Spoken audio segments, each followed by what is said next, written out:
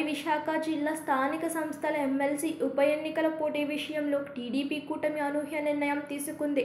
ఎన్నికల్లో గెలవాలంటే పెద్ద ఎత్తున ఎక్కువ నేతలని ఆకర్షించాలి. అది కాస్త కష్టం కావడంతో పోటీకి దూరంగా ఉండాలని కూటమి నిర్ణయం. నేటితో ఉప ఎన్నికల నామినేషన్ల గడువు ముగుస్తుండగా టీడీపీ అధినేత చంద్రబాబు తన నిర్ణయాన్ని పార్టీ నేతలకు తెలిపారు. దీనికి పార్టీ నేతలు కూడా సమ్మతించారు. వైఎస్ఆర్సీపీ తరపున పోటీ చేసిన వంశీకృష్ణ శ్రీనివాస్ యాదవ్ ఆ పార్టీకి గుడ్ బై చెప్పి జనసేన పార్టీలో చేరారు. వంశీ పార్టీ మారడంతో వైఎస్ఆర్సీపీ మండలి చైర్మన్కు ఫిర్యాదు చేసింది. దీనితో వంశీకృష్ణ శ్రీనివాస్ పార్టీ ఫిరాయించారని చైర్మన్ అతనిపై అనర్హత వేటు వేశారు.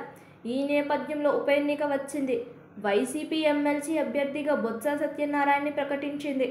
ఆయన ఇప్పటికే నామినేషన్ వేశారు. టీడీపీ కూటమి పోటీకి దూరంగా ఉండడంతో బొత్స ఎన్నిక లాంఛనమే. వాస్తవానికి వైసీపీకి పూర్తి బలం ఉంది. 600 మందికి పైగా సభ్యులు ఉన్నారు. కూటమికి 200కి పైగానే ఉన్నారు. అయినా సరే అధికారం ఉండడంతో స్థానిక ప్రజాప్రతినిధులని ఆకర్షించే ఛాన్స్ ఉంది. ఈ పరిణామాలతో వైఎస్ఆర్సీపీ జాగ్రత్త పడింది. తమ పార్టీకి చెందిన ప్రతినిధులతో మాజీ ముఖ్యమంత్రి వైఎస్ జగన్ సమావేశమయ్యారు. కొందరిని బెంగళూరుకి తరలించి క్యాంపు ఏర్పాటు చేశారు. ఇటు టీడీపీ కూటమి కూడా అభ్యర్థిని ఎంపిక చేద్దామని అనుకుంది. అంతేకాదు తెరపైకి కొన్ని పేర్లు కూడా వచ్చాయి. అయితే చివరి నిమిషంలో వెనక్కు తగ్గింది.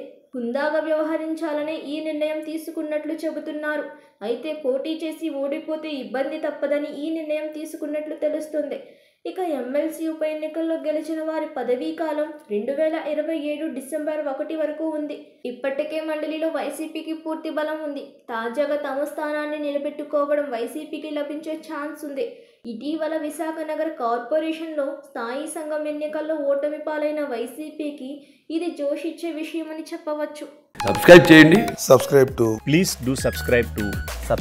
Please like, share and subscribe to top Telugu TV. Top Telugu TV.